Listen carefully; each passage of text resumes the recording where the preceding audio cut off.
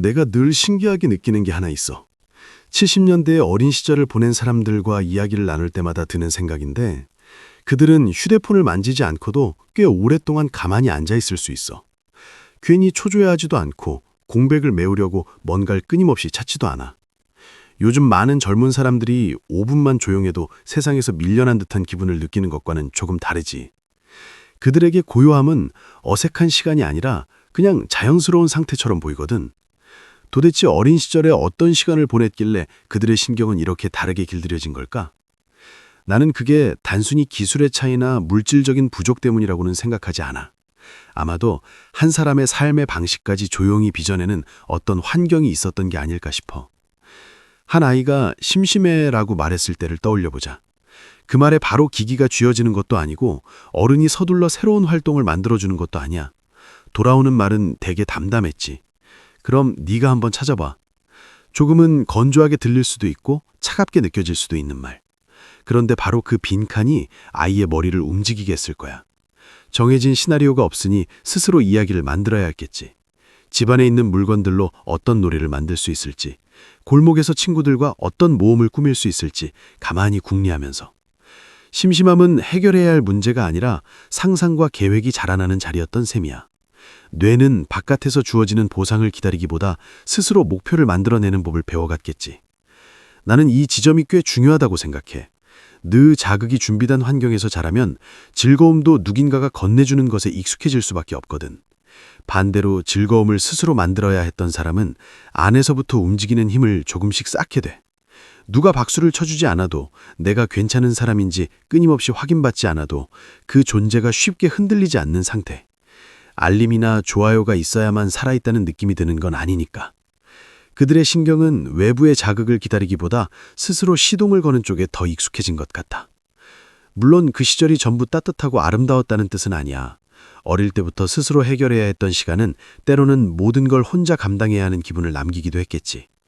하지만 그 이면을 이야기하기 전에 나는 잠시 다른 면을 바라보고 싶어. 비어있는 시간을 견디는 힘에 대해서.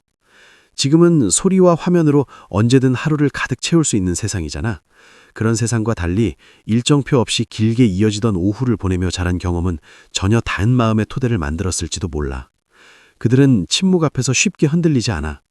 혼자 있는 시간을 사회적으로 뒤처졌다는 신호로 받아들이지도 않고 그저 삶의 리듬 안에 자연스럽게 들어있는 한 장면처럼 받아들이는 것 같아.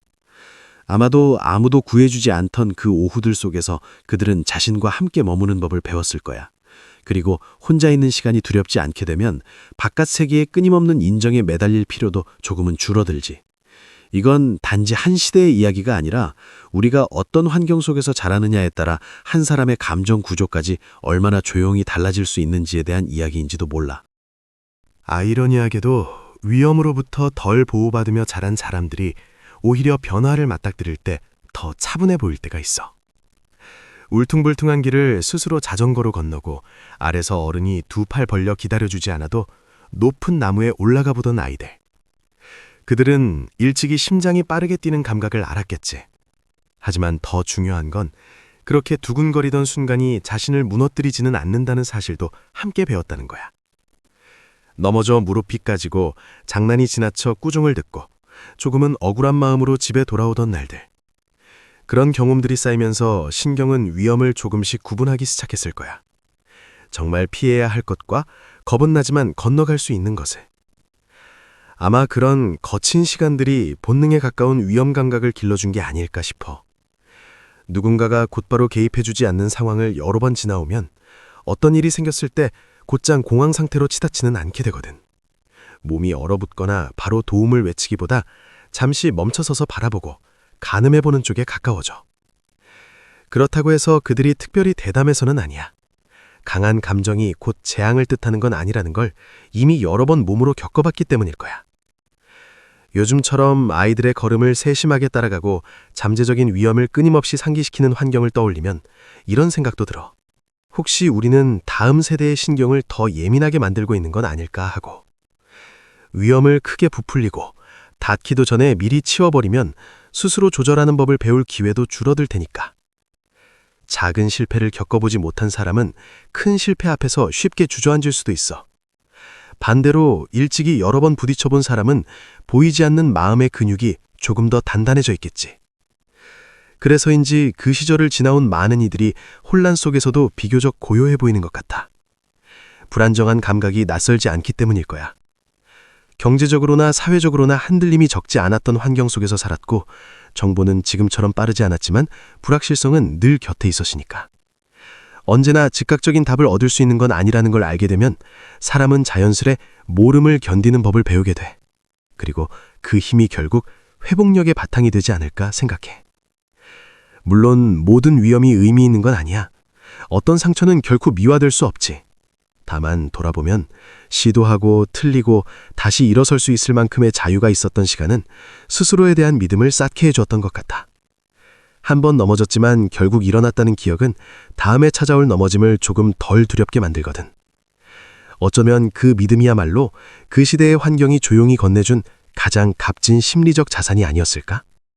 하지만 위험을 대하는 태도보다 더 깊은 층위가 있어. 바로 혼자 있는 시간과의 관계야. 버려졌다는 느낌에서 오는 외로움이 아니라 혼자 있어도 결핍처럼 느껴지지 않는 상태. 메시지도 없고 전화벨도 울리지 않고 알림 불빛도 깜빡이지 않던 오후를 떠올려 보면 돼.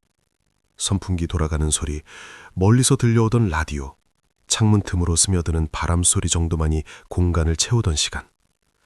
그 고요함이 고쳐야 할 문제가 아니라 그냥 삶의 배경음처럼 여겨질 때 뇌는 서서히 그 리듬에 익숙해졌을 거야. 그 시기를 지나온 사람들을 보면 지금 이 순간에 또렷이 머물러 있는 힘이 느껴질 때가 있어. 이어폰 없이 혼자 걷고 몇 시간이고 책을 읽으면서도 조급해하지 않아.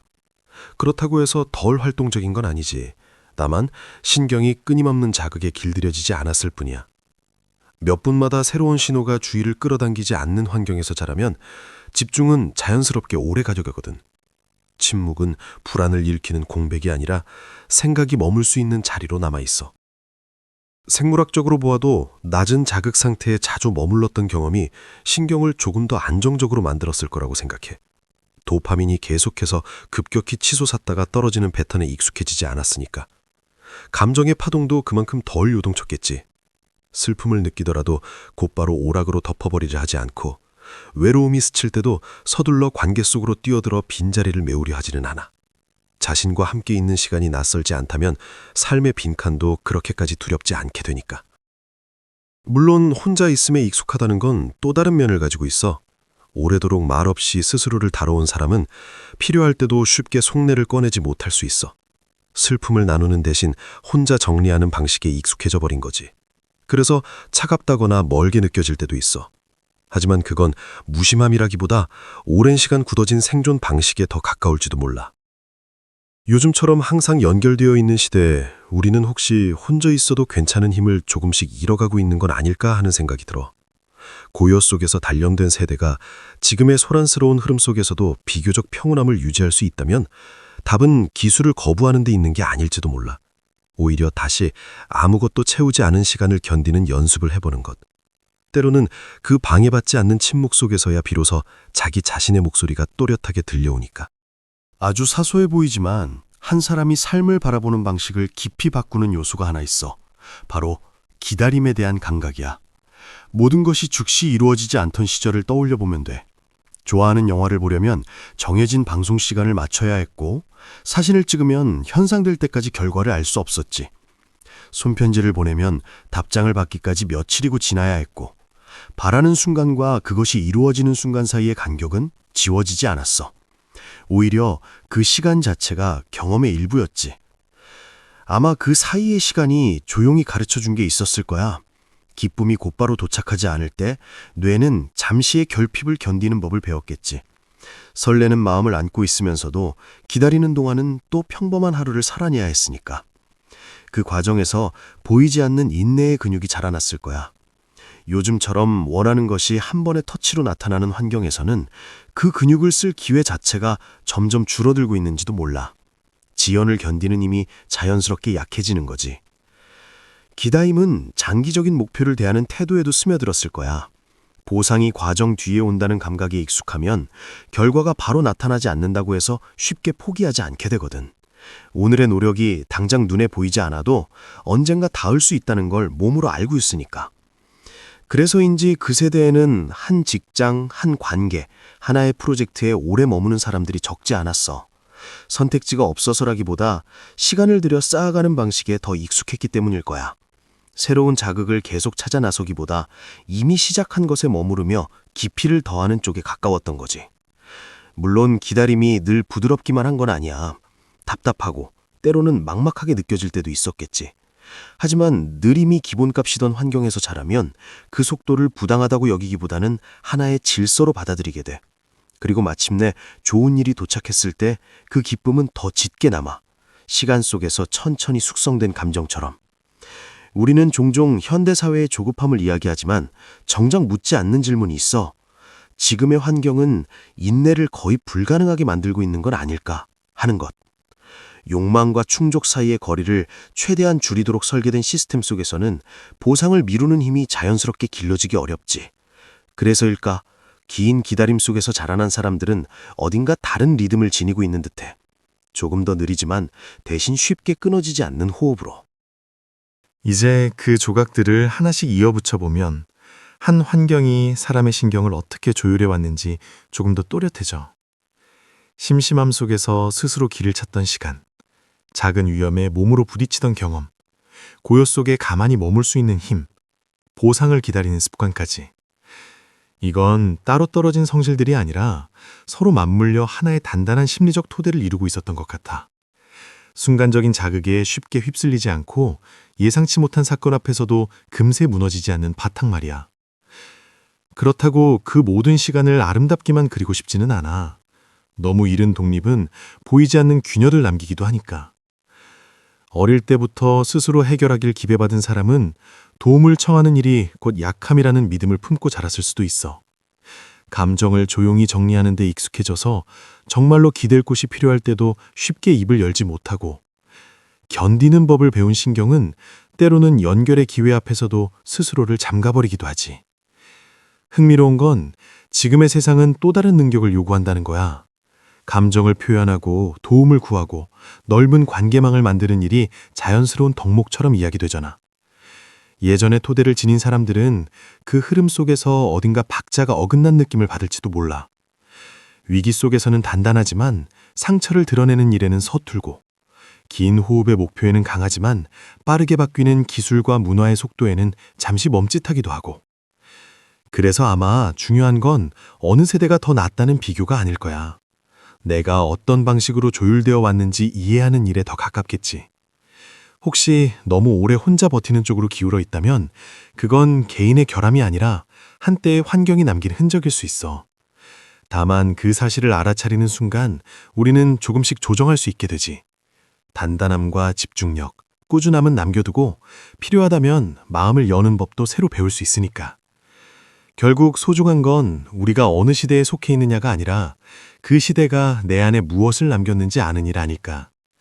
내부의 작동 방식을 이해하게 되면 더 이상 그것에 무의식적으로 끌려다니지 않아도 되니까.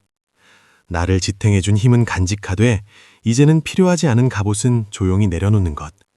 과거를 부정하지 않으면서도 오늘의 삶을 전부 맡기지 않는 태도.